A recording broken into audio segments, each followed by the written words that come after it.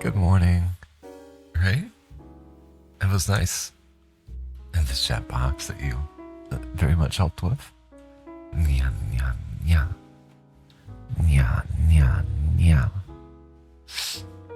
Does the audio sound better, Ayumi? Is it less whatever it was? I know it's a little bit quieter. Everything coffee. Yes. Please let me know if the background music is a little bit too loud.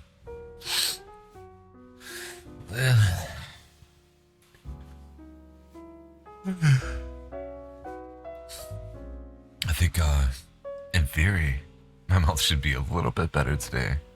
Just a little bit better today. I hope everyone has their coffee, or at the very least is having a good morning and significantly more awake than me. Heck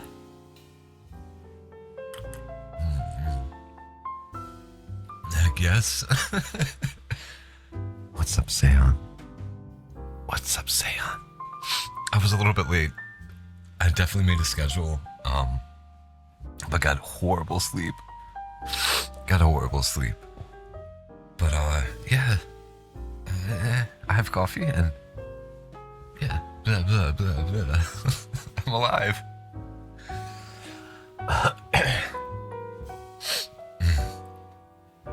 How are you this morning?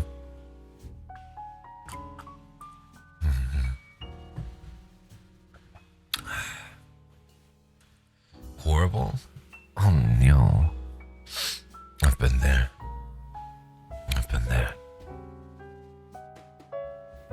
Well, hopefully,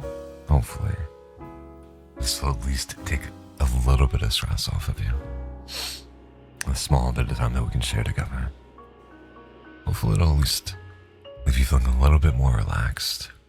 I can hope. You get to hear my snuffles? my morning voice? I don't know how great that is. And my lovely little coughs that probably aren't so little, but still, when we phrase it like that, it's super cute.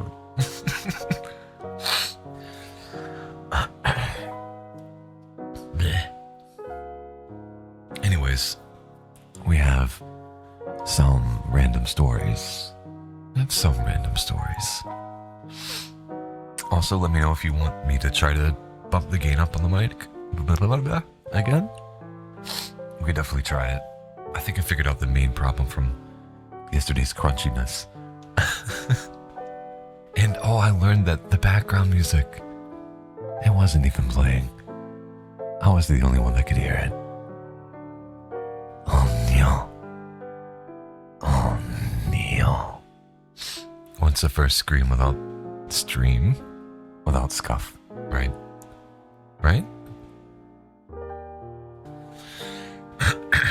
I've some rough past stories in my life, and that stupid brain moment that triggered me. Listen, between you and me, yeah, that's it's kind of my problem too, a little bit. Nothing intense, nothing crazy, but it's normal, and it's gonna get better. It absolutely will. I think we both know that, like with all things, it's gonna take a little bit of time. Just a little bit of time. Things will even out. Things will look up. Just be patient.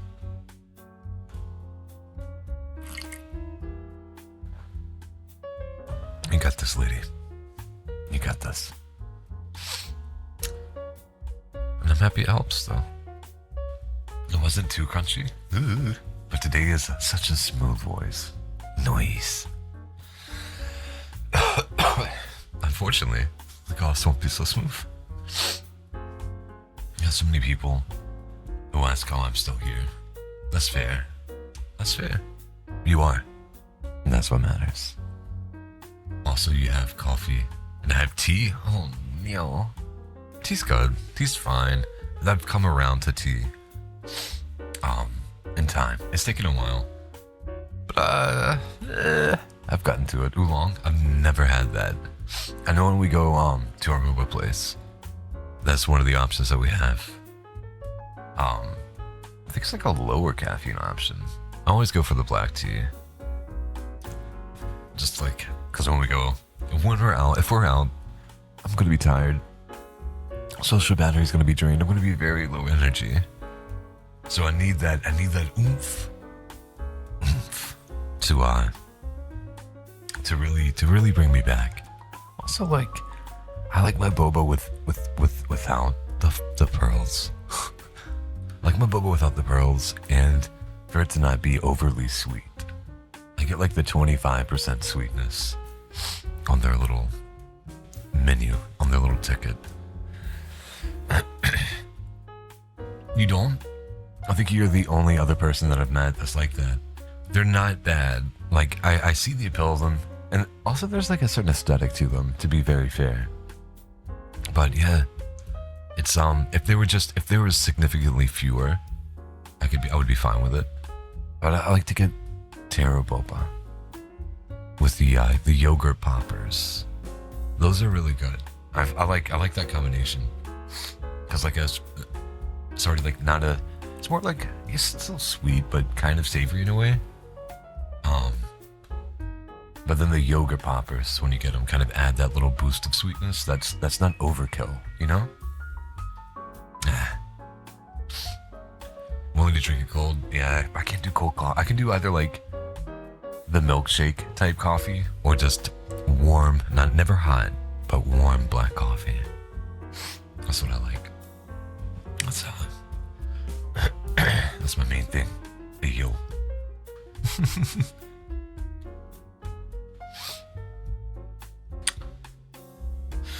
I had coffee. Boba? Oh? With popping boba? I had coffee in them? Oh, nice. That Kitsune loves vanilla. I've learned that much.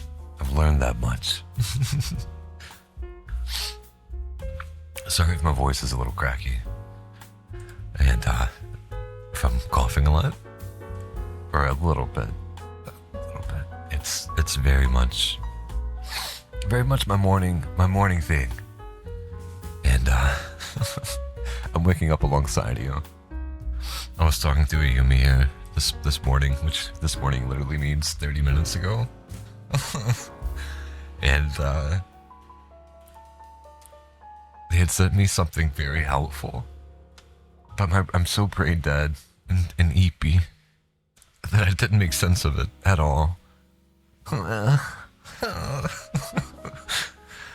Hey. Yahoy, Eloise. What's up?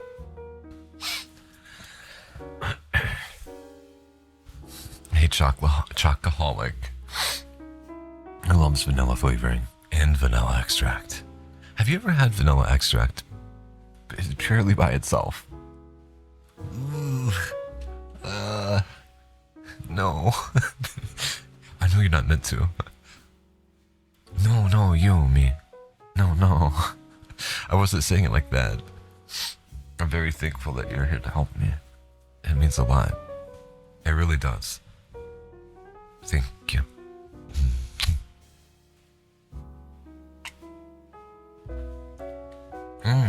There's something I did last night when I couldn't sleep that I wanted to mention.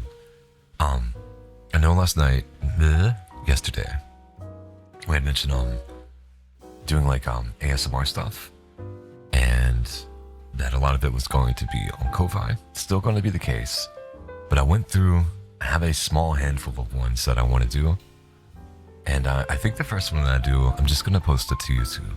I think it's a good idea to post some to YouTube and not lock it behind something like that. Because people are coming here to feel cozy, which is what I want, which is what I kind of the point of it. That should be extended outside of streams, and it shouldn't be locked entirely by something like that. It was something I felt kind of iffy about, and it feels a little scummy. So I think I can live with it. I think I can feel a little bit better if I'm at least having some that I can somewhat regularly, put on YouTube that still carry the vibes and stuff. There's some that are like a little weird. There's one I found, I put it in like the maybe section, where it was it wasn't really spicy, but it was definitely suggestive. So maybe some point today, I'll try to record the one for YouTube, and we'll get that uploaded. But yeah, there's so many spicy ones out there. Even the ones that seem sweet at first, like end up, like, I don't know, going a little suggestive, I guess, which is fun. I'm fine with kisses. Like, they can be cute, you know? It doesn't have to be unhinged or, you know, anything overboard. They can be cute. Right? So I'm considering stuff with that. If it's in the context that speaks to me. And here's what I want to do here. Anyway. Some stories. We got stories. Thank you, me. It didn't work? Did it not? I definitely need to look into setting up that thing you were talking about. I need to write a list. I did that yesterday, Yumi. I made a list. I made a big old list full of stuff. Oh, they all look like links to me.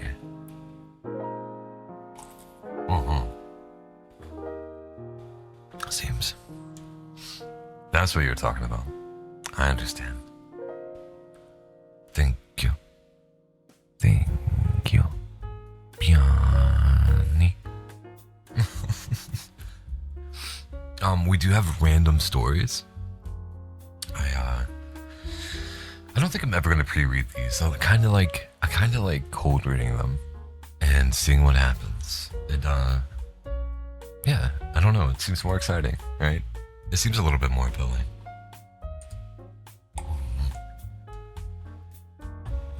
Anyway. Here we go. I'll try to keep the sound kind of in the center, but everything's maybe set up a little bit weird. Because I rushed everything. I was like, I'm already late. I'm already letting people down. Anyway. This one is titled Red Right Hand. I'm sharing my beloved friend Hassan Merrick's story. Receiving your valuable comment will be our pleasure. Since the day he was born, in October 2004, as the last member of the Eno family, Abbas had never quite shaken the feeling that he was more of a curse than a blessing. With his red face and 6-meter-long body from nose to tail, he was considered quite small compared to his cousins in the family. The miniature stature of his inspired a certain sympathy in everyone who saw them. Is this about Seon? Is this about Yumi? Is this about Eloise? I have so many shorties here.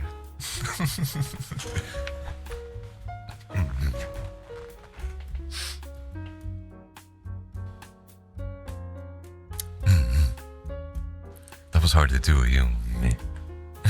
Maybe I'll get used to it. Maybe it'll make a nice transition between chatting and going into stories. Maybe we could try that, because I have to scroll. I have to have all my hands. With his red face, I already did that. Born in that vast, cold gray house, he had waited alone for a while, until the piercing pinch of Master Abbas, who twisted his ear hard, drew out his first cry to the world. Once he was brought to his siblings, also born that day and thoroughly washed and polished in the autumn sun of Gebes. It was thought that, like every other member of the family, he, too, was now ready for a life that would be full of suffering. Master Abbas, a nearly quarter-century veteran of Ascom Truck Manufacturing and Trade Incorporated, wanted to breathe both his name and soul into this last baby of a shut-down production line, a casualty of hard times for the company. With his scoldering tool, he etched the name Abbas into the engine like a signature, and that was the moment that Abbasino came to life, and simultaneously grasped the awareness that he was the last of his lineage. He accepted this heavy burden as the heaviest of all the loads he would carry. The first and last gesture of affection he'd ever received from a human being was that. Abbas was a child of Kairovo, but he never left Istanbul his entire life. Then again, in that same life, he traversed through enough kilometers within Istanbul's border to circle the globe 20 times.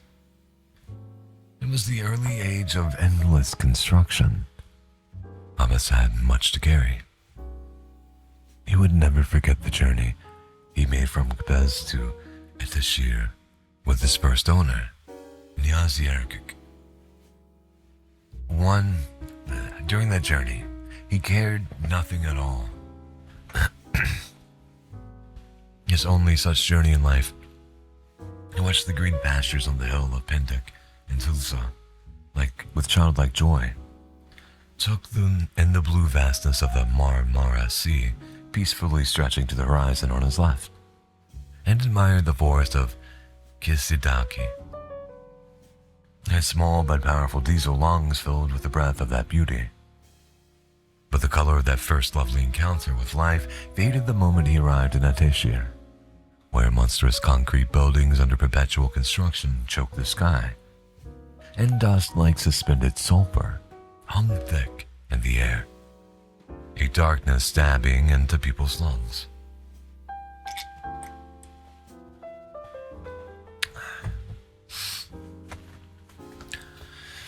When rubble from one of those long, soulless concrete beasts, identical to thousands before it was dumped into his trailer in Sarıdemir, Abbas let out a faint groan. He was built to carry 3 tons, but Niyazi Erkek had 3 children, one of whom was about to enter university.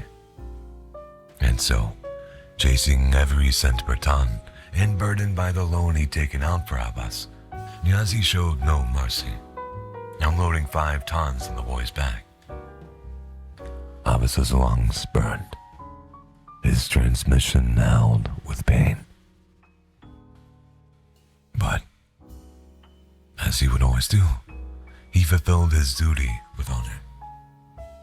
Even on the day of August 24th, 2024, when he pulled out of a construction site in Tafin and climbed the steep slopes of Hirani and Yeni Karsari streets, he never once wavered from that sense of duty. Abbas was no longer a baby. He had seen too much.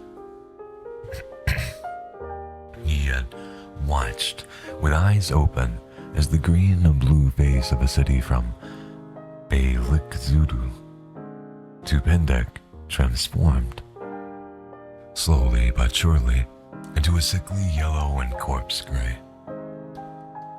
He had witnessed pigs flinging themselves into the Bosphorus, screaming as they died.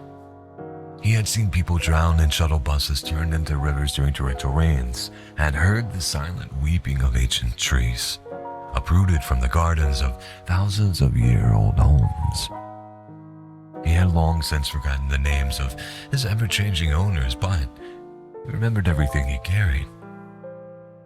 The endless variety of garbage produced by Istanbulites with an appetite that would never be sated. The corpses of those beautiful houses, horses who died bristling from exhaustion, faring towards the cross Buryudaka and Ebeladia. Berkeley. The terror in the eyes of lambs and sheep dragged to slaughter each year, in a different season. The flood of memories belonging to old, lonely people who had passed away with no one.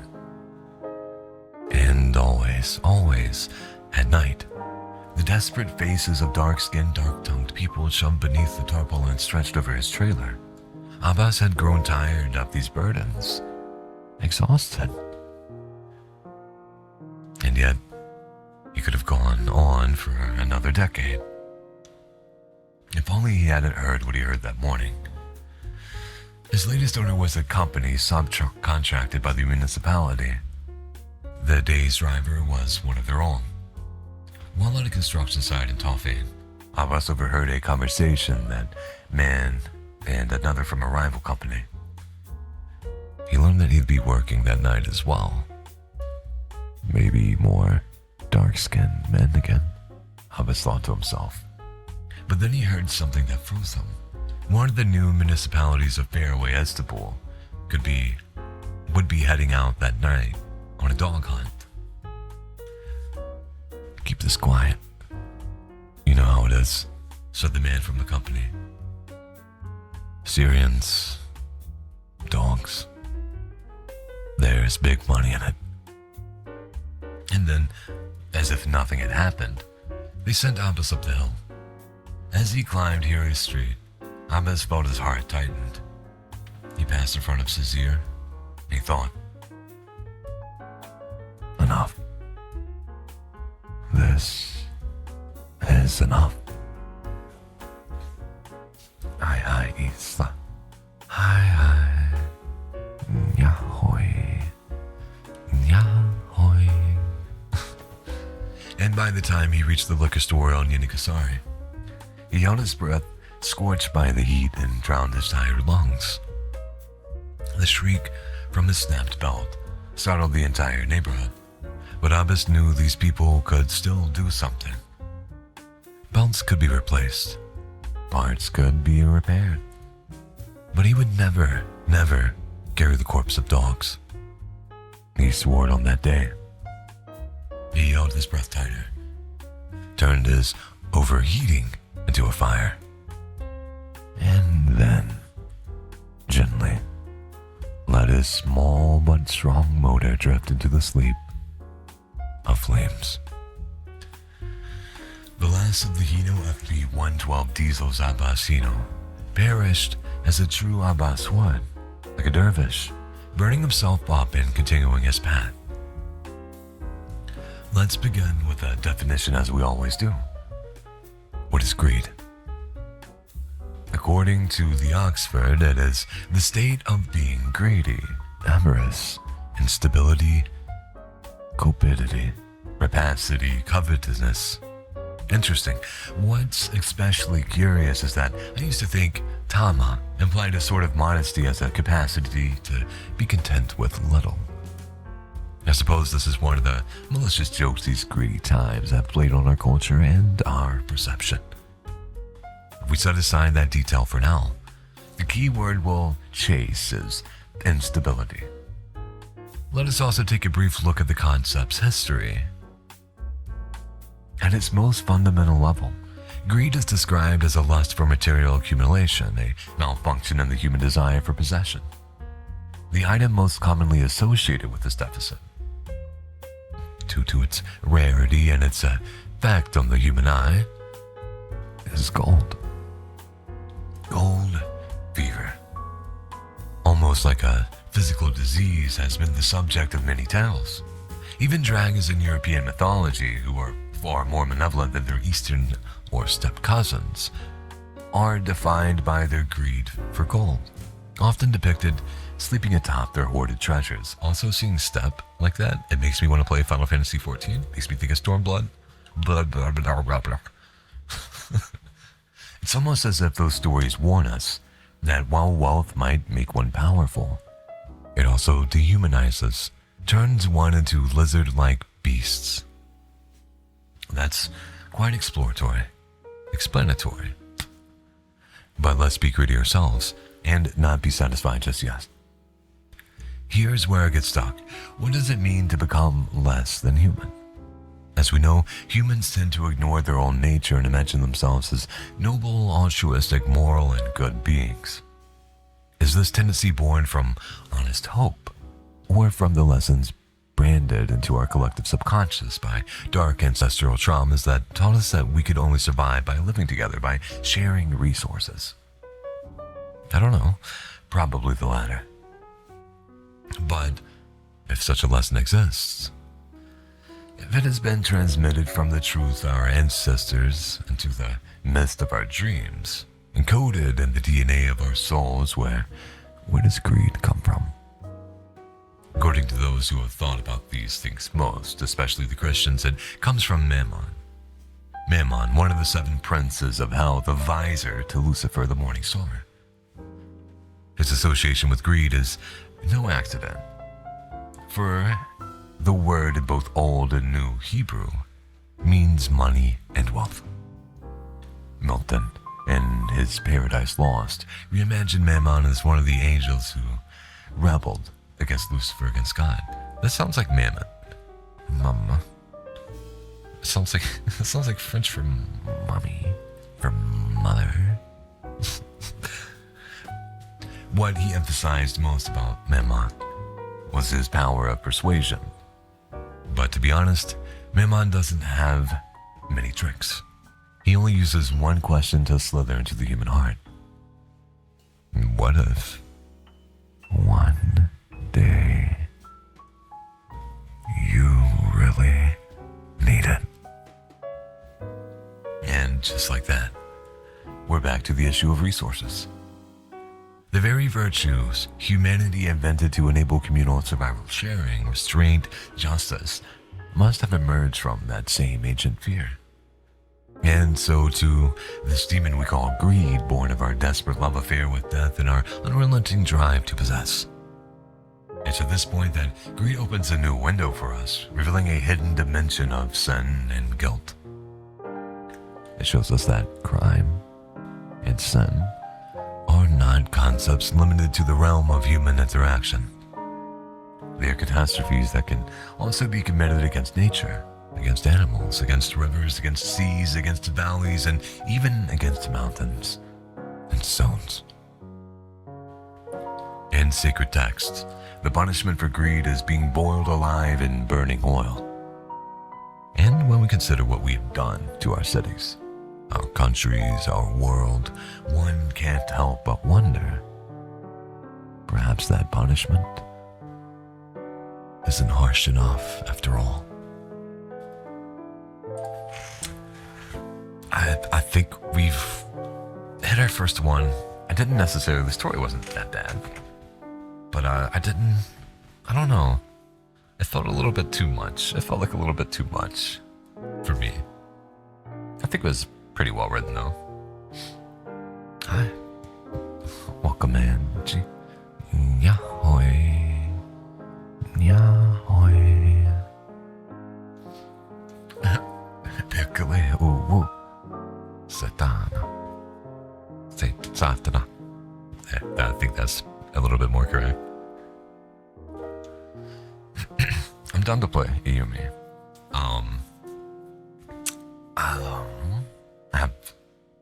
I know at the very least we could do Friday. At the very least. Yeah. It was nice. Yeah, it wasn't bad. It wasn't bad by any means. I'm not gonna go yet. I think we're going to at least do one more story, and then I will be doing as the Be Right Back screen says, and getting a refill on my coffee. My coffee. No, I'm trying too hard. No. Anyway, let me take a sip, please.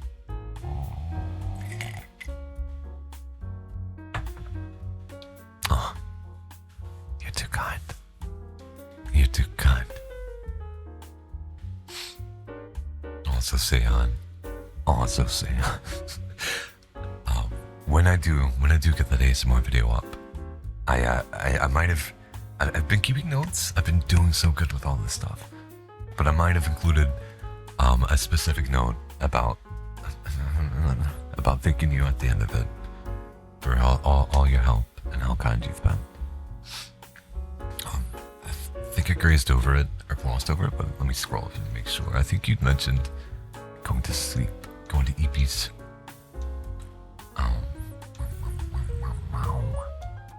Yeah. Well, if you could go to sleep, I wish you good rest. Wish you sweet dreams. Nya, nya, nya. Nya, nya. Sounds, triggers. That's in the title, which I definitely remembered to set. Not as soon as the stream started. Without the high gain that we had yesterday, I hope that these will still hit and sound good. It might be drowned out by the music. Let me know if it is, please. We won't necessarily mitigate it now, but I'll do some things to try to find a way to make it sound better in the future. I'm still learning. I'm still fairly new to ASMR.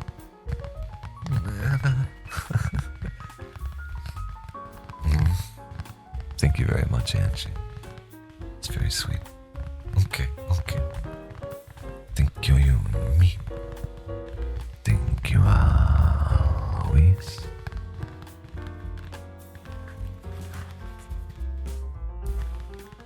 It smells kind of good. The book. Why am I smelling it? You died. Why? Oh no.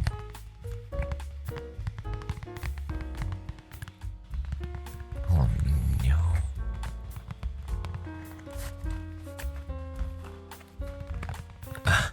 It's like a little papery, but also like leathery. But not like overwhelmingly so, you know? It's right in front of my face. I got curious, alright? Curiosity killed the cat, and I'm a fucking cat. Yeah.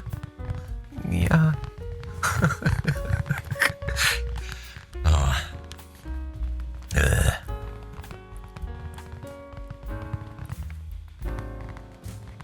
Yeah, right?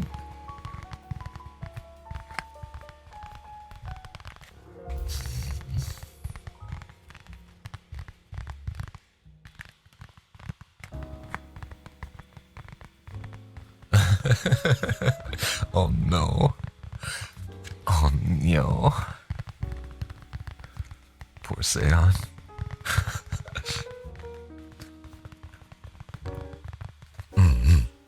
That's fair. It's not for everyone. I get it. I'm happy you like it though.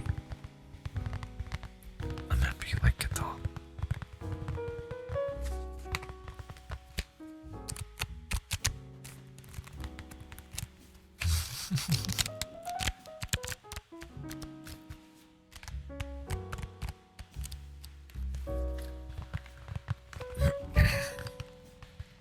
There is a frequency not measured by hertz, but by the trembling of the soul. That's what Red God said the day it all unraveled. The day gravity loosened its grip and the world bent at the edges. The day they heard the song. Not a song with melody or meter. Not something pressed on vinyl or piped through speakers. It wasn't snug, not really. It arrived like the truth. Ancient and raw. It was the pulse. Jelly. Jelly was the first to be undone by it.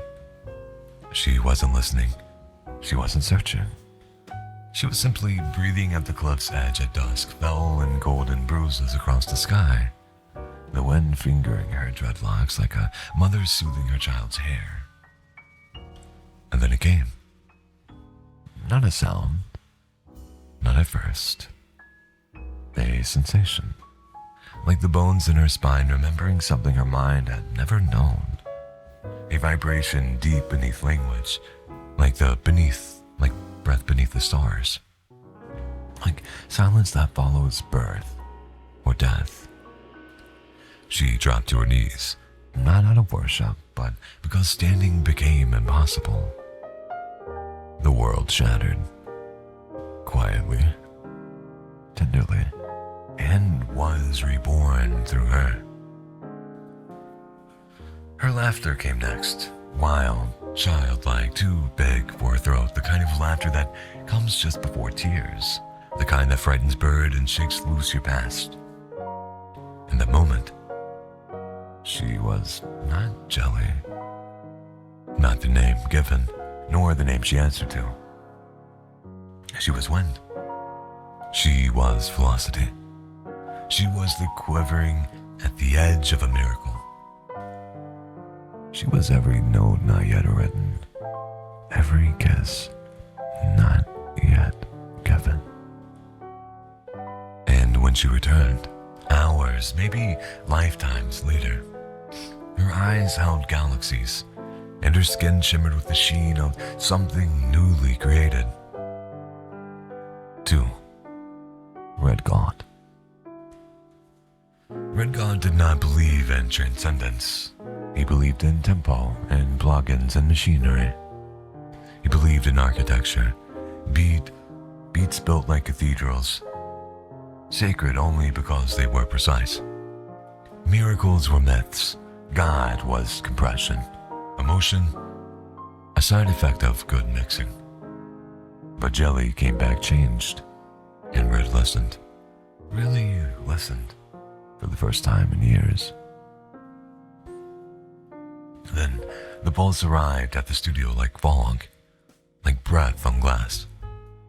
No footsteps, no warning, just presence. The walls didn't shake, they sighed. And Red, stoic, hardened, I, as usual, froze. His blunt slipped from his fingers and rolled under the synth rack. The bass of his own heartbeat became 808s, echoing the rhythm that wasn't being played but was everywhere. And then, without knowing why, he wept. Pretty sure, I think they're talking about the Celestian 808 speakers that are commonly found in amps and stacks. If you know, you know. Not a soft tear, a flood, an avalanche of grief, of joy, of memories never lived and futures already lost. He saw himself as a child, building drums from kitchen pots. He saw his mother's back as she danced alone to a broken record. He saw his ancestors dancing barefoot in the darkness between the stars, laughing with reckless joy of being free. Red, gone, shattered. And when the pieces rose, they were not what they had been. He was no longer name, no longer ego. He was a rhythm unbound. He was thunder beneath the ocean. He was rebirth in a minor key. 3. JD. JD had forgotten what sound was. It was stolen from him in the heat of war, in a thunderclap of fire and metal. In his place, silence. Not peace, but a haunted kind. Excuse me.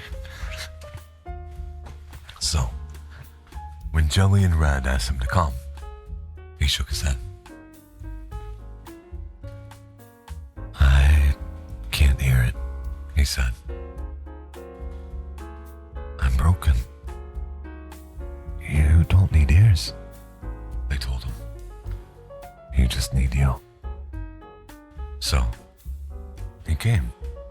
He sat on the floor of the studio, palms open, heart stuttered, skeptic, scared, quiet. And then came the pulse. It filled the void, not just the absence of sound, but the absence that lives inside of all of us, the mischances, the swallowed grief, the hope that never grew legs,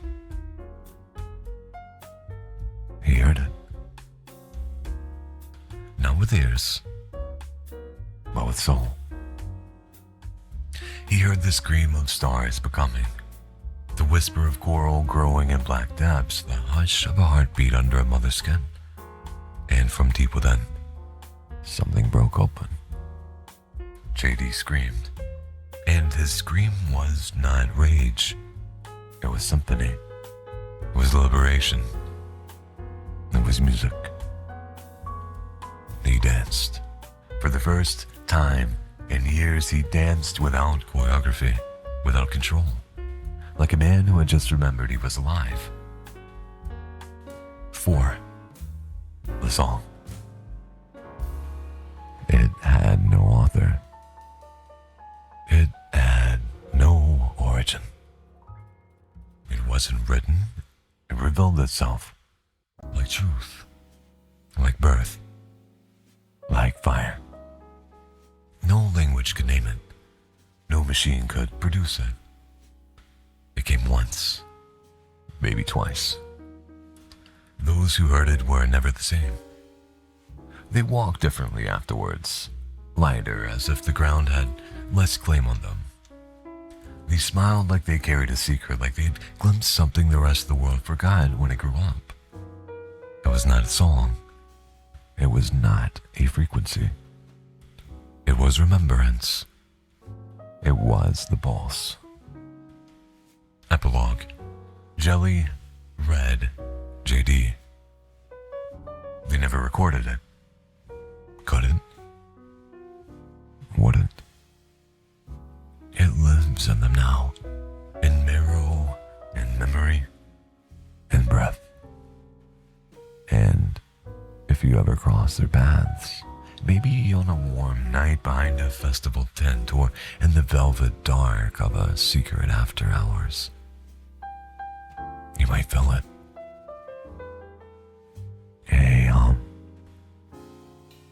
A shimmer. A stillness just before the drop. And if you're lucky, really and possibly lucky, it might choose you next. Yay, comfy. Yay, yay. I miss so much.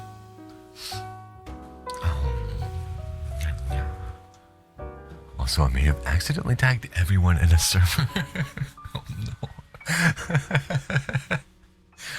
Thank you.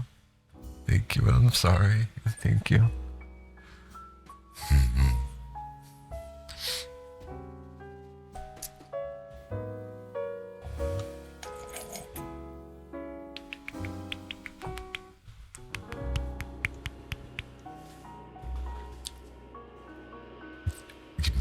Married him twice on stream. Hey, yo. Oh, you guys are cute, man.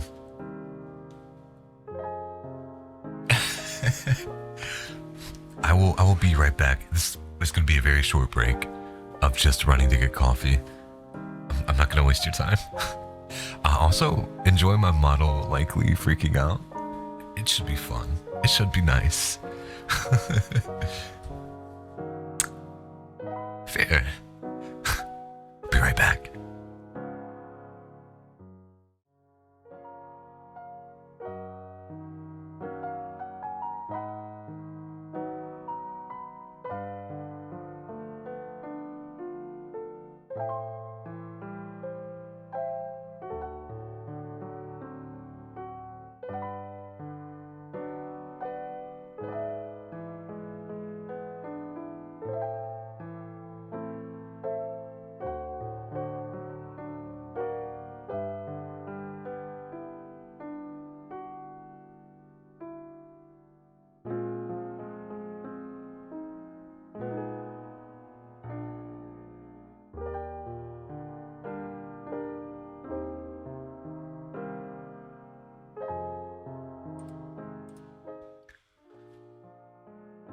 That's right.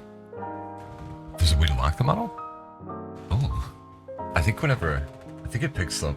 Oh no, it's still picking me up. It picks up all the faces in the background. I don't know anything about YouTube Studio. I can look things up, to be fair, but I don't know. I need to set up expressions and things.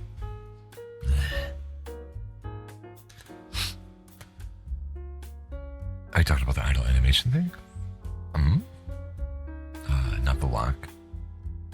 Oh, okay. It's really, like the face tracking will just go crazy. It'll see, okay, you, me, thank you. I think you too, Seon. I didn't know. There's so much I'm not aware of. And I gotta like dial in the parameters. I'm learning.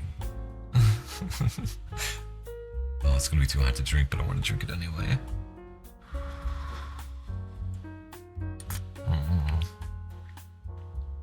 I made a full pot today. It's definitely one of those days, especially after getting such bad sleep yesterday. Oh yeah? Very nice. Very nice. Very well versed. And that's gonna be me. Well, not with you guys being so kind and supportive and helpful. Truly fortunate. Nya, nya, nya.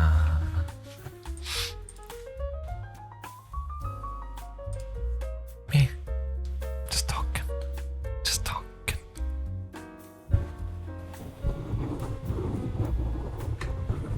It's so weird how the difference in the volume.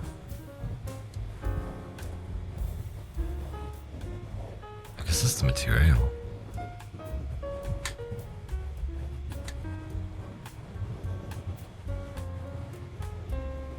The curse of having someone with a big nose in your pen. Their nose goes in your eye socket. Oh no. Oh no.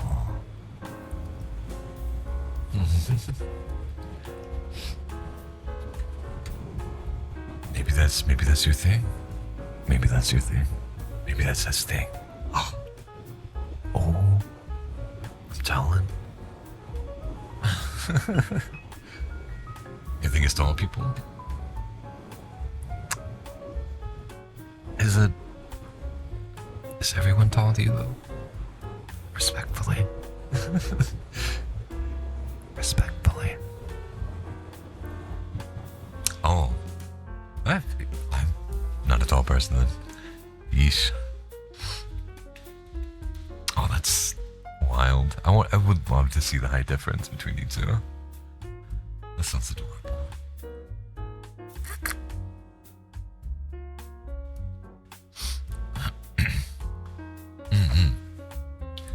You have to get a step stool to give him a smooch. Or he can just pick you up. Either way. It's a very cute image, actually. I like it.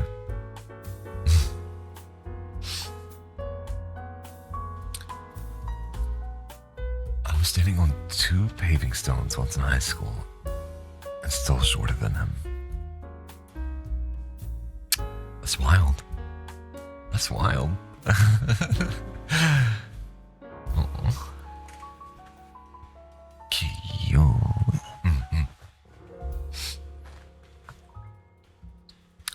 This one is titled Requiem for All That Once Was and for All That Could Have Been. As the old man took his final, raspy, helplessly mortal breath, he reflected, intoxicated with an all-encompassing clarity and understanding. He reflected not in heartfelt embrace or aching regret. His brain not flooded with psychedelic panorama of cherished moments and faces, and was instead ignited with one final electrical stimulus, one final all-encompassing corporeal effect for a brief moment of clarity, a single second for his presence, and the displeasingly sterile hospital room was emitted by the flatline wail of his vitals. A single second, suspended in surreal quiet. In infinite quiet. He reflected. I think she's like 5'10", if I remember right.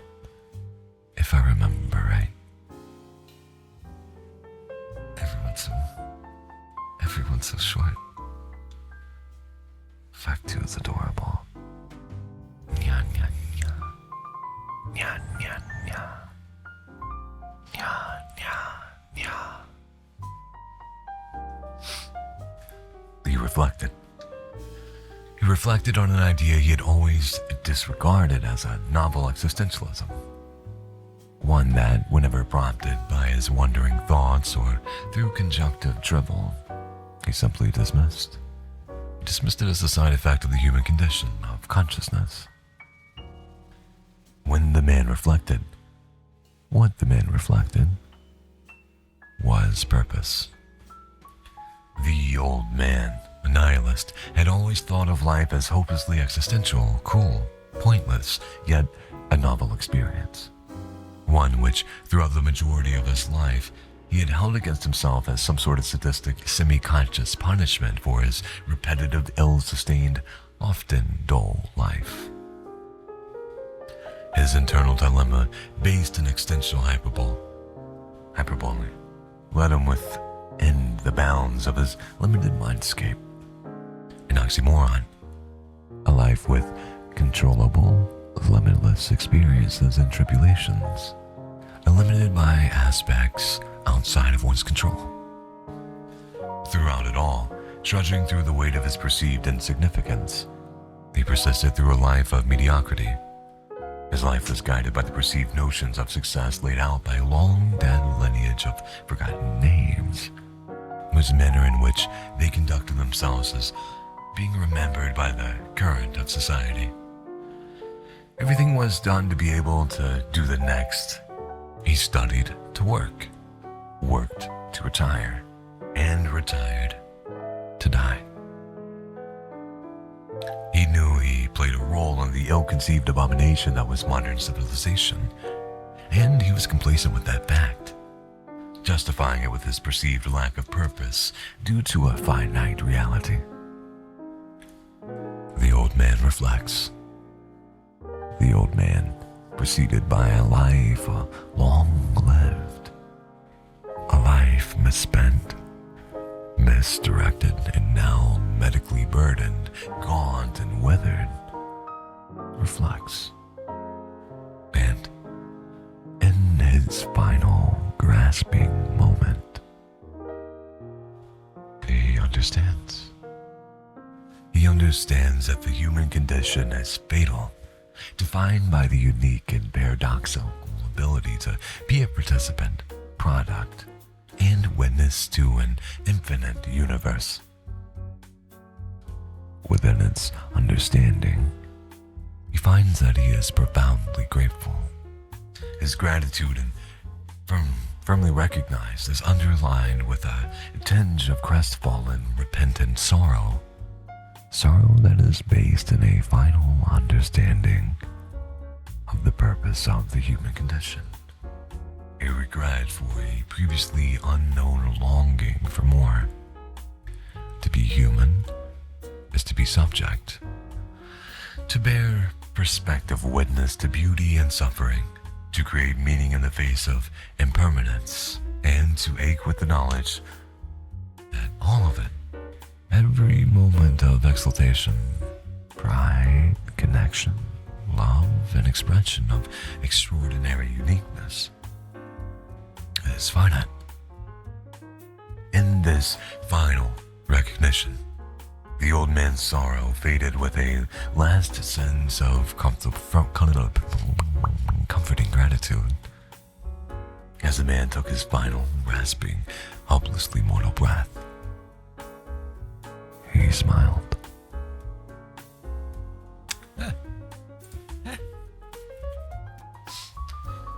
Little sister's already taller than me, and she's only 12. Oh no. Oh no. Oh, what is that for you, me? All I pray for is my son growing tall, because he's been uber tiny since before birth. There's nothing wrong with short guys. What matters, I feel like, if you're a short guy. Because, like, I see it in one of my friends that I play D&D with. Like, just being comfortable with yourself and being confident and not letting something like that define you. Because it's not a huge deal. It's not a negative thing. There's going to be somebody out there that enjoys that enjoys smaller people and enjoys taller people. I am both.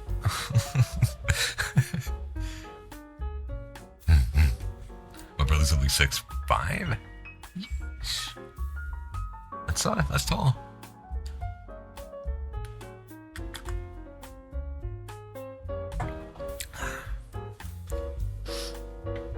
I could say confidently though that I felt like I would tower over you.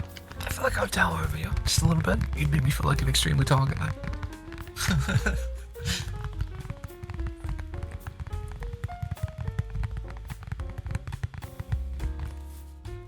I'm cute. What did I do, Yumi? What did I do? See you at least. Yeah. Oh.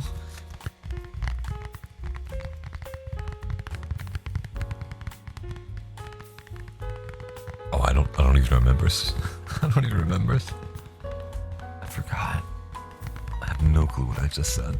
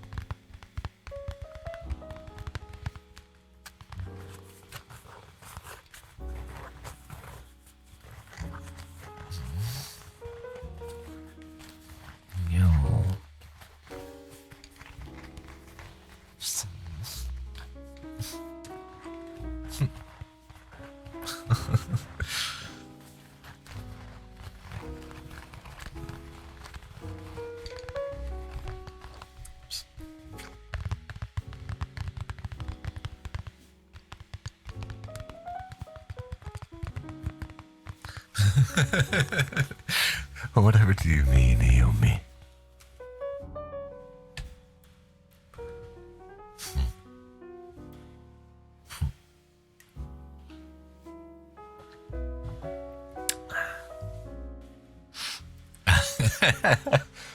Oh no. What is that? Why are you looking at me like that? Yeah. Yeah. Anyway, I'll read now. You've been scolded? What do you mean? Why have you been scolded? It's better than being scolded, though. Who are you teasing? Who are you teasing?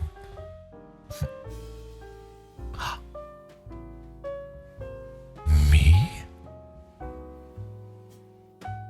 But why?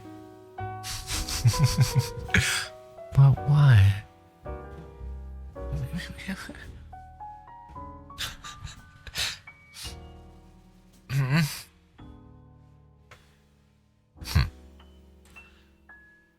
Oh no.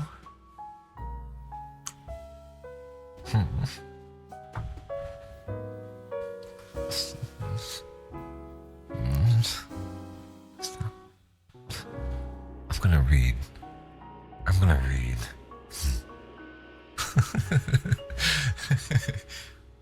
I'm in trouble? Do I have to go to my room? But not before I finish dinner. I'm a brat who loves teasing. Oh no. Oh no. This one is called The Falling Light. The voice. The first time Elijah heard the voice, it whispered from inside the bathroom mirror. You are not one of them. He had woken in a nameless city with no ID, no keys, no wallet, just a long black coat and the scene of ash on his skin. The room was not familiar. The city felt fabricated, like a backdrop for someone else's memory. For days, Elijah wandered alleyways and rooftops, speaking to no one, but the voice followed him, curling around his thoughts like smoke. They have caged you in flesh, but your fire remembers. The sky looked wrong. The moon was too pale. The sun blinked.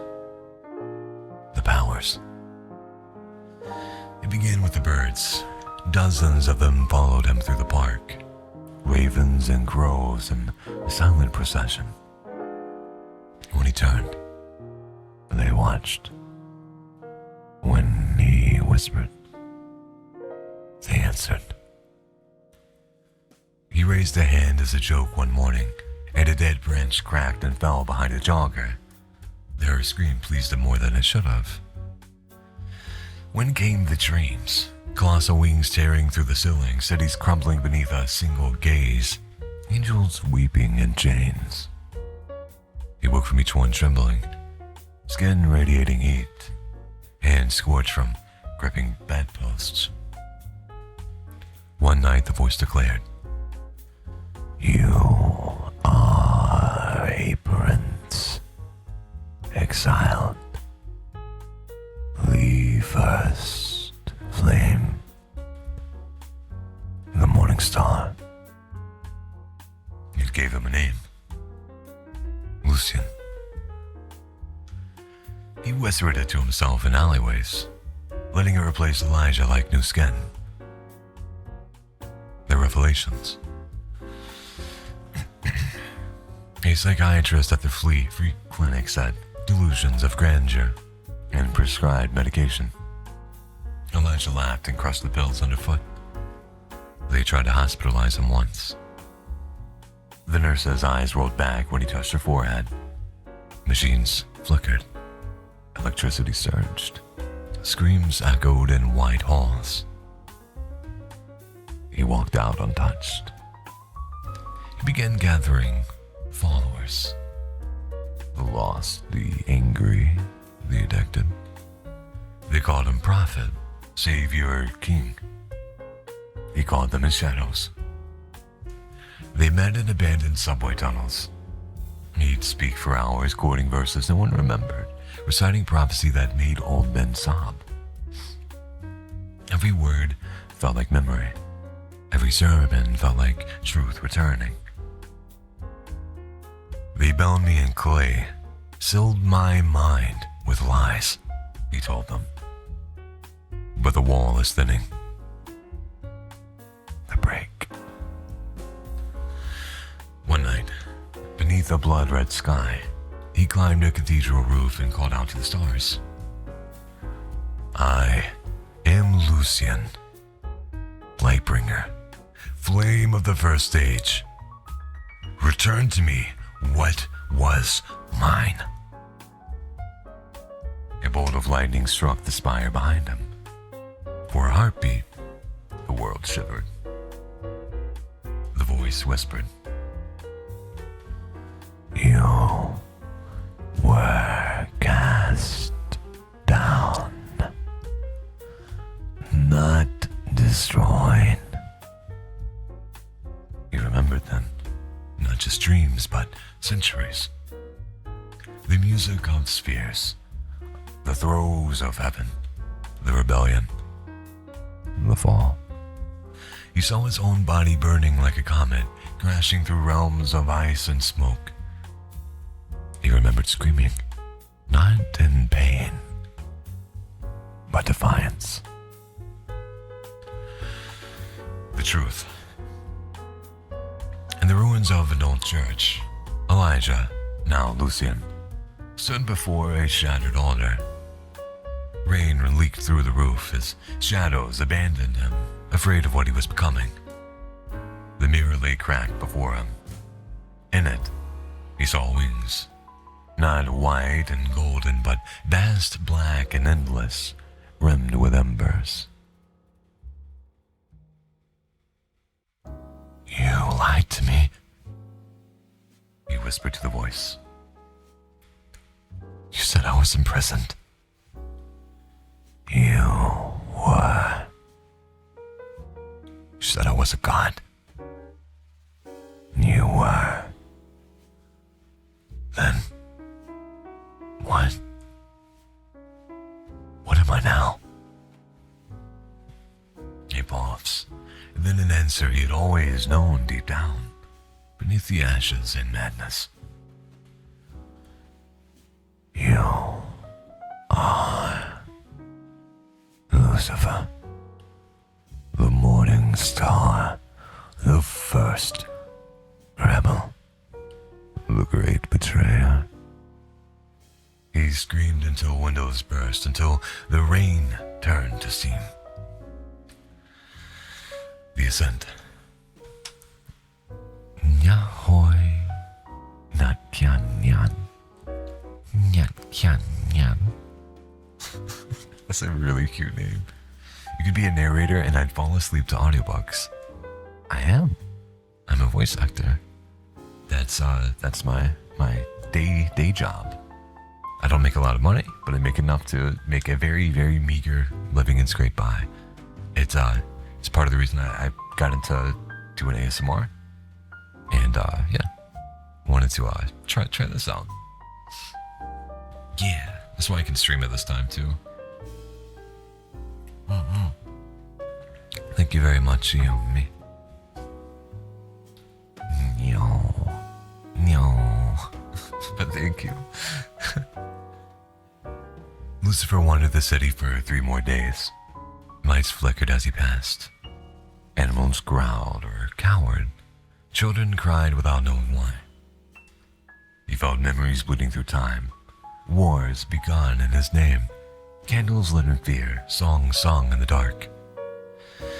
He remembered loving the light too much to melt to it. He found a rooftop, the tallest in the city, and climbed to its edge. Beneath him, humanity pulsed like a living organism. So blind. So breakable. So beloved. He could wipe them out without a thought. But he didn't. Instead, he knelt. For the first time in millennia, and not in submission, in understanding. "I remember now," he said to the empty one. "Why I fell, and why I must remain fallen." Lightning cracked the sky. Epilogue. They found him on the rooftop days later. Eyes closed, lips curved in a smile. No ID. No possessions. Just a notebook beside him filled with ancient languages no one could translate. On the last page, in red ink were the words, "The greatest prison is forgetting who you are. The greatest mercy is not remembering why." His body was never claimed. Some say the rooftop scorched where he had stood. Some say the crows still gather there at night. And some say the devil is not in hell, but quietly walking among us, remembering and choosing every day not to burn the world. That was cool. I liked it.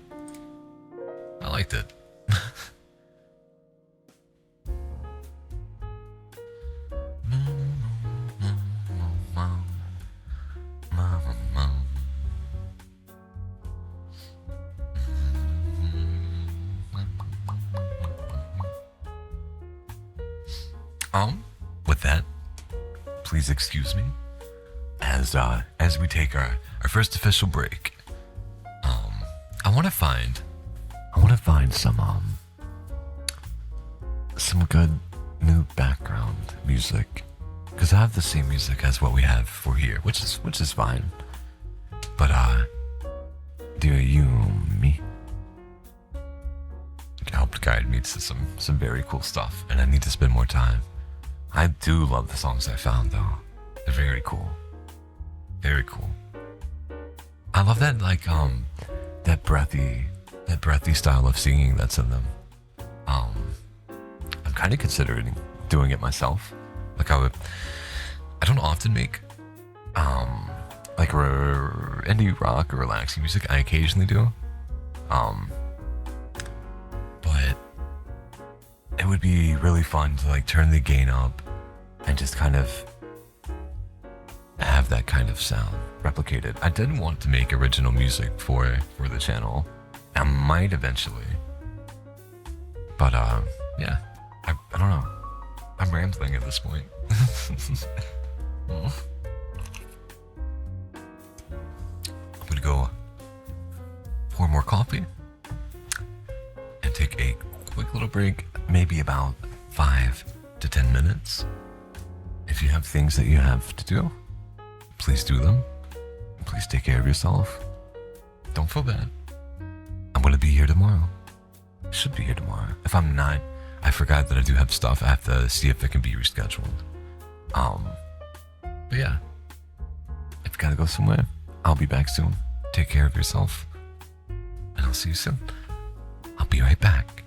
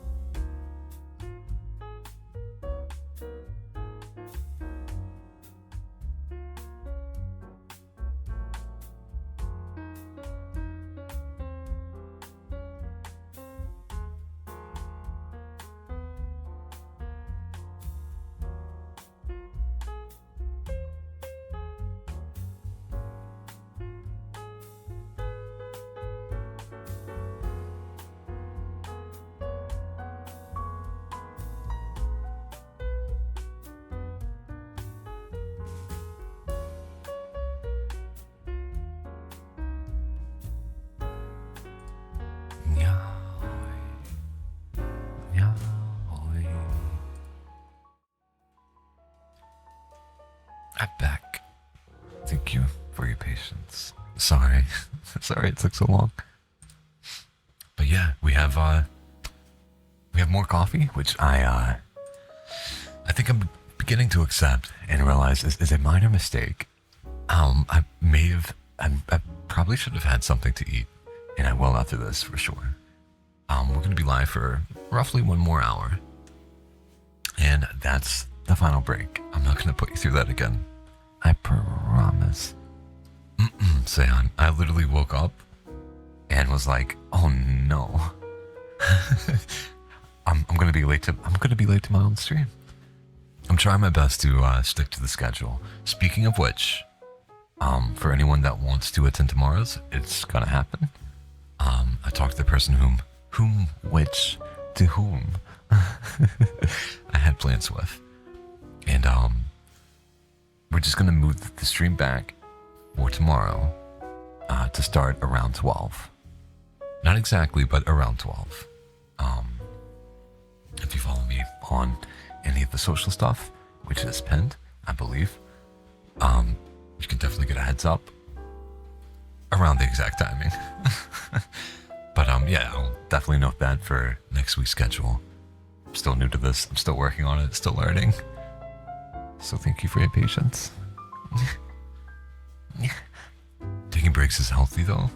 It is. Thank you. I do need food. I was thinking about grabbing like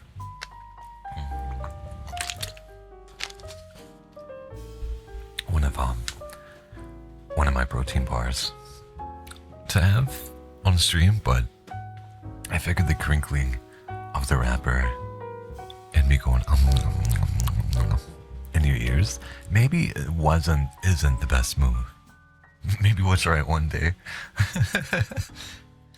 You're still so much more put together than I was when I first started. Part of that is due to Yumi. Part of it is due to some experience with OBS in the past. But a lot of it here has been thanks to Yumi and their help. They've helped so much. They've helped so much. I thank you again. Thank you again, Yumi. They're constantly throwing me things and giving me ideas and just being the sweetest little bunny around. I am very, very appreciative. Nothing wrong with some munching, but not in your ears. But not in your ears. I didn't even have overlays when I started, technically 3 or 4 years ago. Fair. I mean, to be fair, a lot of the stuff is like Etsy stuff. And there's so much out there. You'd be shocked. I will be putting up a credits list and kind of doing some of the an about me stuff, or like the panels. That's what they're called.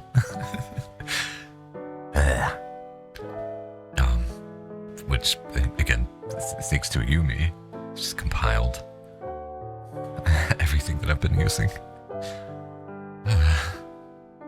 So sweet. Such a good little bunny. Such a good little bunny. I've been doing it for a little bit. Years and years ago, I did IRL stuff. Where I would play guitar and just like kind of jam out to songs and stuff like that. Yeah, I've been doing like not VTubing, but I've streamed before, on and off. Yeah. But I really like the idea of, making a space that's comfy, cozy, and legitimately wholesome, where things are kind of clean, and learned the term "say so." And yeah, I really like that. I really want to bring those feelings and vibes and emotions here. I think it's gonna work out. I think it's gonna be nice. That's true. It is my second stream. Good. I'm happy I'm happy that you feel at home here. And that it helps, that it relaxes. That's good. I'm happy to hear that, Sarah. It's definitely my intention. I wanna spread some positivity and yeah, good vibes. It is overwhelming to do it alone. The ear rubbing was super comfy. Do you want me to rub your ears some more, me? Me? I definitely don't mind. I have one more random story picked out, but we can definitely, yeah.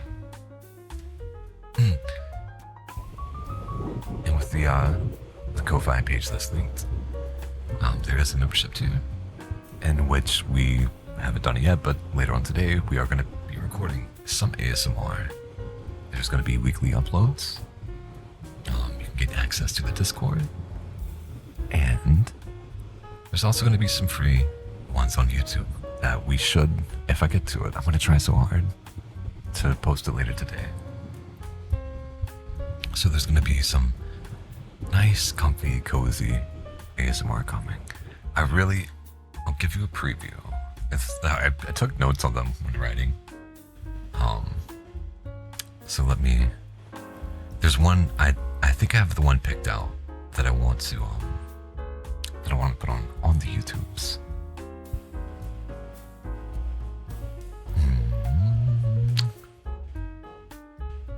It's one, sorry, I had to go and check my notes. It's about body positivity. And the situation involves me talking to my partner, as it were, where we're supposed to be going to my mom's for like a little dinner, a little get together.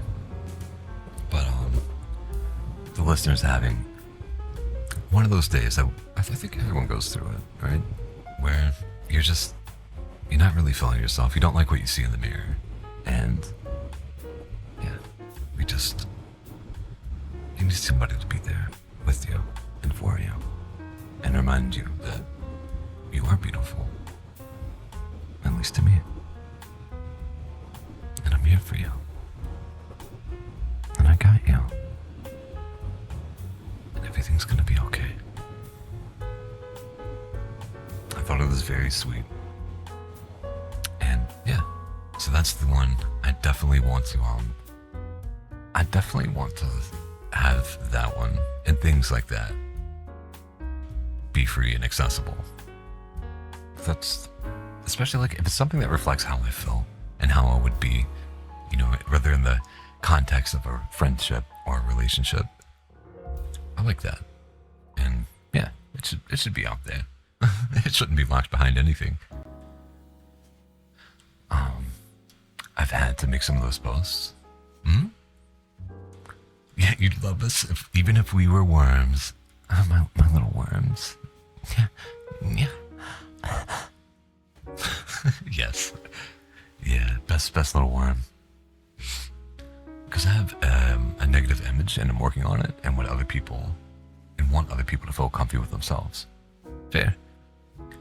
Similar. Not same, but similar. There's days definitely where it fluctuates. You know what I mean? And I think that's normal.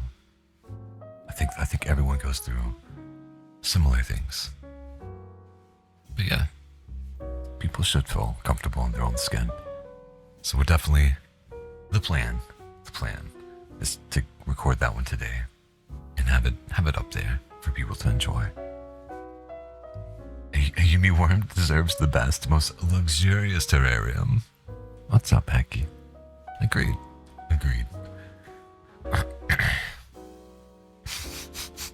Yumi worm. Now you have to do a stream, Yumi, where you make a worm model. Or make that one of your redeems. Yes, there we go. Same idea, same time, synced up. Mine's connected. Good Biani.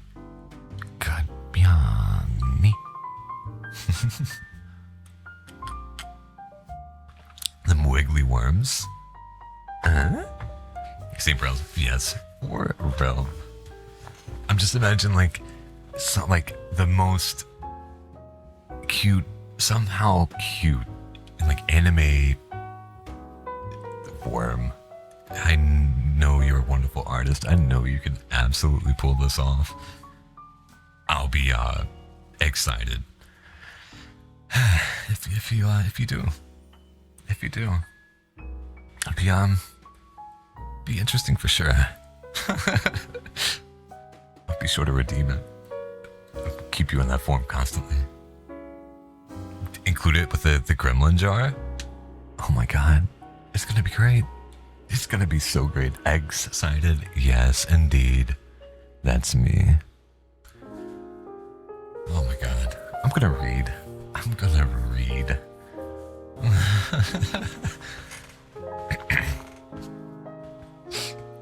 Okay.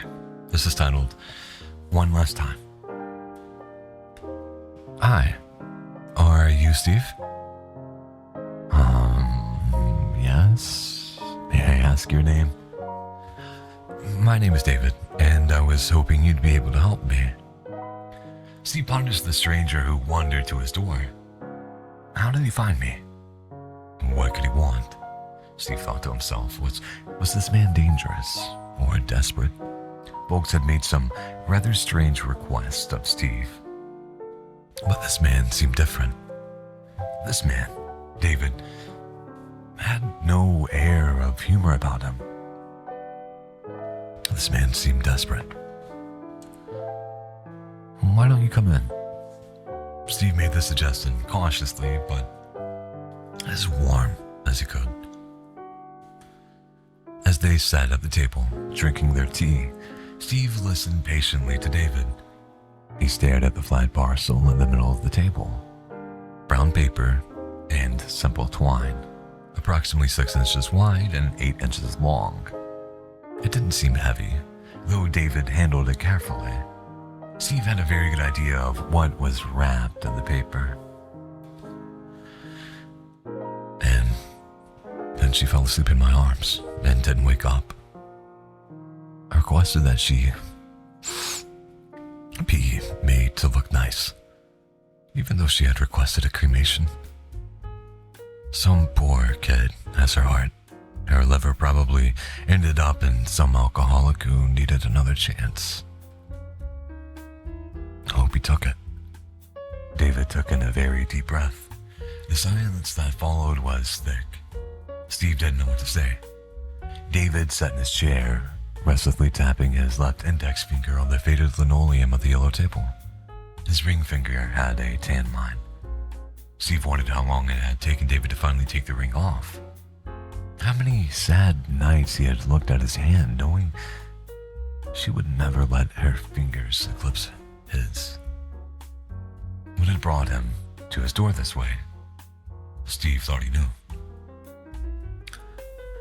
Steve noticed David glancing in the living room like he was staring at the old red chair, its upholstery faded and torn. Steve rarely sat in that chair. Too many fond memories to bring a melancholy air to his home that was no longer welcome. Steve followed David's eyes and knew they had settled on his goal. An old graying dog laid in a ragged bed next to the chair. She's getting old, David. I think I know why you're here, and I have to be honest with you. The two made eye contact. David clutched the package to his chest, tears beginning to swell in his eyes, fingers already pulling at the string. Slowly, gently. Steve noticed he was barely breathing. Steve sighed.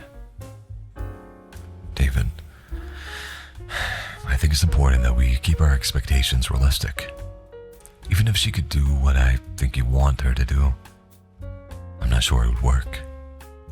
I could only do this because she could. She allowed me to come with her. She had total control.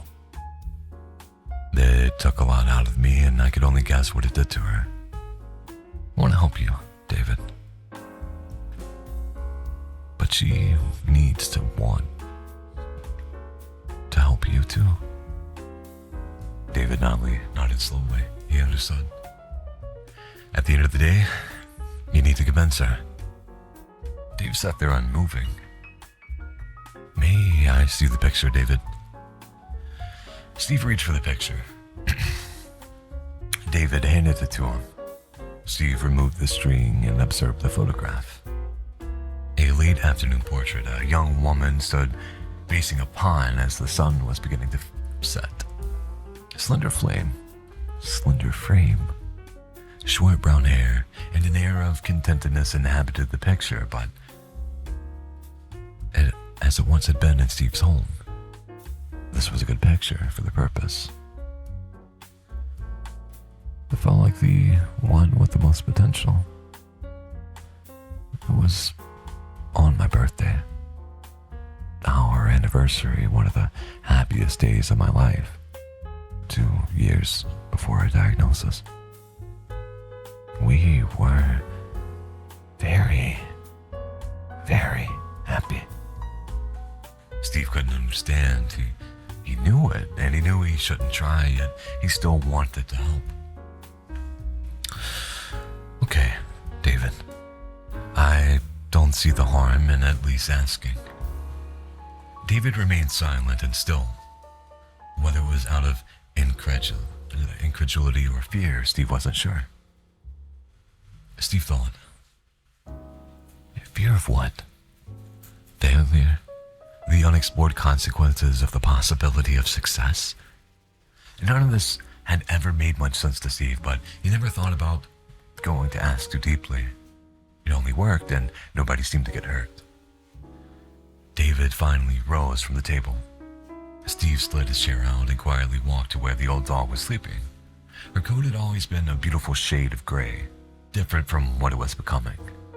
Some claimed that it was in a certain light that radiated a bluest hue. It was part of the reason Steve had named her what he did. He caressed the top of her head gently until she began to stir. Slowly, she opened her eyes and sniffed the air. Looking at his hand, she noticed the quiet man watching her curiously. She stopped and raised her head. She stood slowly and nudged Steve gently with her nose. Steve held out his hand so that David could hand him the picture Steve had returned to the table.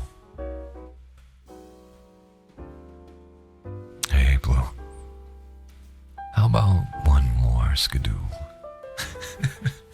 That's how it ends. How about one more skidoo? What's up, Gutter? Yahoy.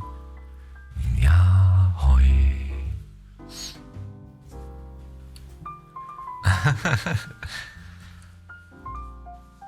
Thank you, Sia. I think what we're gonna do. I think we're gonna be live for 15 minutes. Because talking about that, the ASMR thing that I want to record, it's kind of got me pumped up and excited. So I am hanging out with somebody at 12. Around 12. So I want to make sure that actually gets done. I think that's the best way to go about it, is to leave a little bit of time so that we can do something. We can do something good. We do something that's nice. Read something? I am. Yeah. Wait, yes. That's all I do. That's what I primarily do.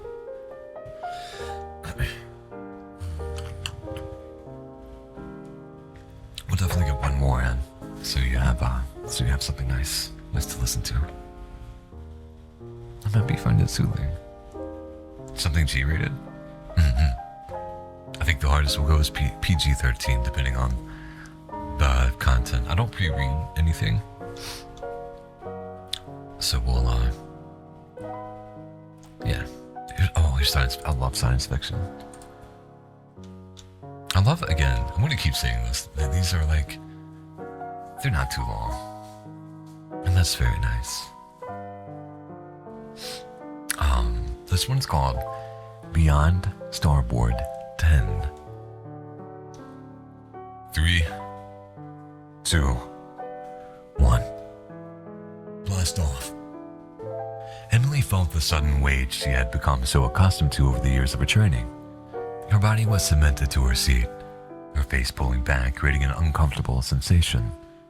She immediately tensed her muscles and held her breath, performing the Hick maneuver to avoid blacking out, and watched the ship's elevation climb on the gauge. All lights flashed green as they accelerated to the edge of the atmosphere. She startled a little of the dramatic clunk as boosters dropped off, causing the ships to shimmy under the sudden shift in weight. The mix of adrenaline, excitement, and nervousness filled Emily's stomach and chest with butterflies and shot tingling electricity down to her fingertips. But she had a job to do, and she was prepared.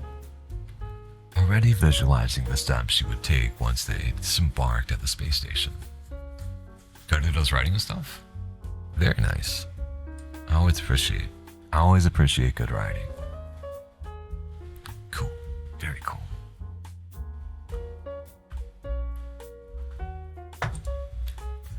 She took a brief moment to congratulate herself for all the hard work it had taken to sit where she was at this very moment, pride swelling inside of her. She had dreamed of this day ever since she was a little girl. I did it. I made it, she thought. The G-forces pressing upon the crew sharply reduced, signaling to Emily that they had made it out of Earth's atmosphere. Delta 18 to Houston, Lieutenant Tommy said into his mic, sitting to the left of Emily. We've exited Earth, on course for the space station with an estimated arrival of 0842. 10-4, Delta 10. Emily stared at the well-practiced maneuvers, flipping the propeller switches, assessing the core temperature, and checking their projected flight path, all while glancing out the small reinforced window to her left. It showed nothing but blackness with specks of light twinkling in the distance. She imagined their ship careening towards the empty void, alone and cold, dark pressing in from all sides. A shiver ran down her spine as she pushed the thought from her mind. Delta 18 to Houston, Tommy said, his voice steady and strong. Connecting with the space station now. He turned to Emily. Start embarkation procedures. Emily nodded and got to work, ensuring connection would be made properly. The ship's docking clamps connected perfectly with the space station. Locking mechanisms clinked around the clamp borders and gears rotated to pull the connection flush. Beaming with pride, Tommy unbuckled his harness. Welcome to space, Emily. Now, let's get to work. Speaking into his suit mic, Delta 18 to Houston, embarkation successful. 10-4, Delta 18.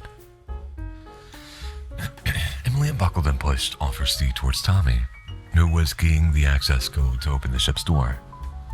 The keypad beeped, lit up green, and the hissing of air regulation pumps began. The door opened, and Tommy drifted into the bright white hallway, where there was no more up or down, and each wall concealed cabinets and purpose. They got to work right away. They were only to be on the space station for 5 days, tasked with researching new celestial bodies discovered at the edge of the universe. They worked 10 hours on the first day aboard. Tommy stretched from the computer screen, letting out a giant yawn he didn't attempt to stifle. All right, I'm gonna go find some sleep. Don't stay up too late. Emily took a breath from a screen, looking out the large window that showed a beautifully half-lit Earth. I won't. Just gonna try to finish up this coordinate map and... Beep, beep, beep, beep. What the hell is that? Tommy said, concern painted across his face. He pulled himself towards the alarm screen and began typing on a keyboard. Emily sat frozen, waiting for instructions. We have a faulty sensor somewhere. Can you pull up the camera from starboard 10? Sure thing, Lieutenant. She began typing furiously. Images of the starboard side of the ship with empty space behind it appeared on the screen.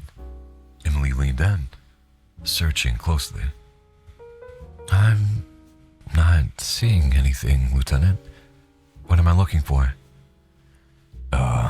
We get a large object showing up on radar, starboard side, Tommy said, not looking up. How fast is it moving? How far out?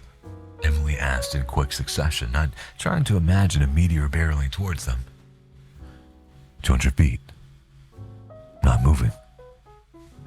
Emily stopped and looked up confused. What do you mean? That's not possible. I'm looking at the starboard side now. Nothing is there. She mulled this over. It has to be a faulty sensor, but what about the radar? That shouldn't be faulty. And why didn't we see something coming until it was right on top of us? Her thoughts were interrupted by an electronic screeching noise from the console speaker, causing both of them to wince and cover their ears. What the hell is going on? Tommy yelled over the sound, a snarl forming on his face. Reduce the gain. Emily did as instructed, the ringing still echoing in her ears. She tried to remember when she had heard that sound before. Then it came to her. It reminded her of connecting to the internet in the early days of its existence. Sir, she said, voice shaking. I think that's a data stream. Someone sending a signal. Can you interpret it? I can't, but the system can. Emily said, shifting quickly to a different monitor below her floating body. I'm setting the system to retrieve the sound waves and translate them into code. It'll take a second, but we should. Emily caught movement on the starboard 10 camera out of the corner of her eye and jerked her head in shock. She slowly moved closer, the hairs on the nape of her neck standing as cold sweat broke across her body. Sir, she whispered, barely audible. There's a ship out there. What? Tommy asked. There's not supposed to be any. He was interrupted by continuous bloop sounds from the radar. They both turned to look, watching dots appear all around them every time the green arm swept the circular field. Mother of God. Lieutenant, what do we do? Emily pleaded, panic on making her already weightless limbs feel numb. Tommy didn't respond, his eyes dazed as though his thoughts had collapsed. Emily spun to the speaker and pressed the transmit button. Delta 18 to Houston, do you copy? We have an unknown aircraft surrounding us. We need orders, she yelled, unable to control her mounting fear. Houston to Delta 18. We aren't picking up any. At that moment, Emily was blinded. A searing white light enveloped the cabin. She averted her eyes. A glass-shattering scream pierced the room, and it took her a moment to realize it was her own. The light began to dim, revealing the source. The large cabin window. Trembling, and she slowly forced her gaze towards it. Emily sharply inhaled, her breath catching in her lungs. The only sound was the fast drumming in her own ears. Her body went limp. Her stomach twisted with overwhelming nausea. Earth was crumbling, split apart into billions of tiny pieces floating in every direction in space. Time stopped for Emily as her mind refused to accept the reality her vision provided. Silent tears lifted off her face and floated through the room. Is this not real? She thought, squinting her eyes shut. She didn't know how much time had passed before the screen beneath her started beeping. She turned to look at Lieutenant Tommy, but his face was blank, pale, eyes staring out but seeing nothing. She moved towards the screen. The data stream had been interpreted. Emily read it aloud. Planet inoperative. Negative return. Enter ship. At that moment, she knew they had no other choice. Emily traversed the small travel ship to the starboard side of the space station, the unknown craft entering her sights.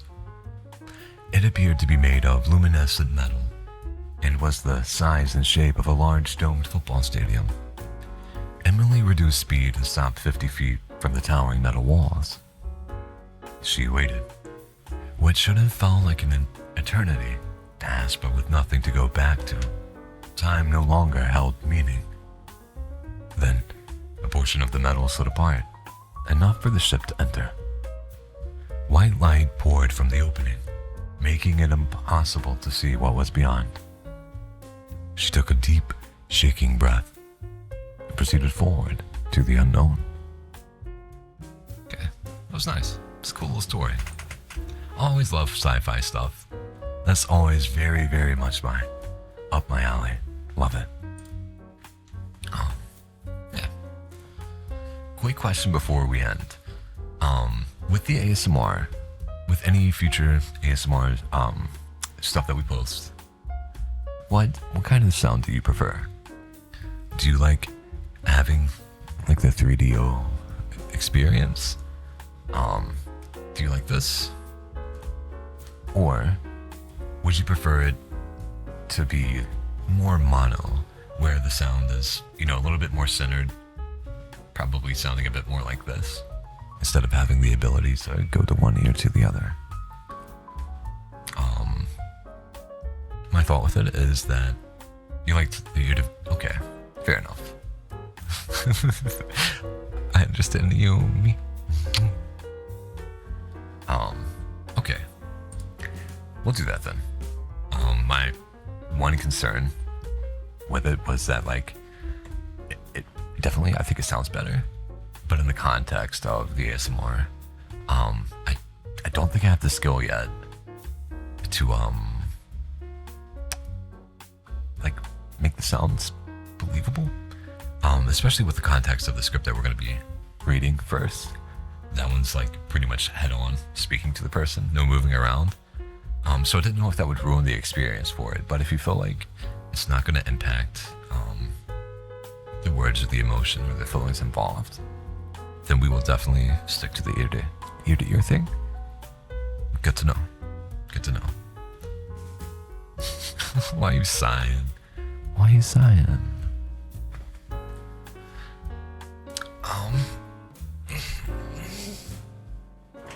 I'm gonna go get that set up. I'm gonna record that. Then I'll grab a bite to eat. So, yeah. I'm sorry, gotta. Yeah, I'll eat. I'll record. Eat. And then, yeah. If you're interested, okay. I'll check it out. It's, I do like the state of Reddit. And I don't know, I've been thinking, I think it's probably a little bit too ambitious for now, but like, for short things on the Ko-Fi page, I've been thinking about like offering narrations. Nothing long. I hate narrating like overly long stuff. I tend to stay away from audiobooks for that reason. It takes so much time, so much work. But I was thinking about offering commissions for that stuff. Probably not anytime soon, but maybe if it seems like a good idea. Yeah? Whoa. Okay, you and me. Always so supportive. Always so supportive. But yeah, I'm gonna stop rambling. I'm gonna stop babbling. Thank you guys for being here. Thank you for spending your time here. I'm finally awake. And yeah, it was a nice way to wake up. A nice way to spend time together. I appreciate you. And I'll see you tomorrow at 12, around 12.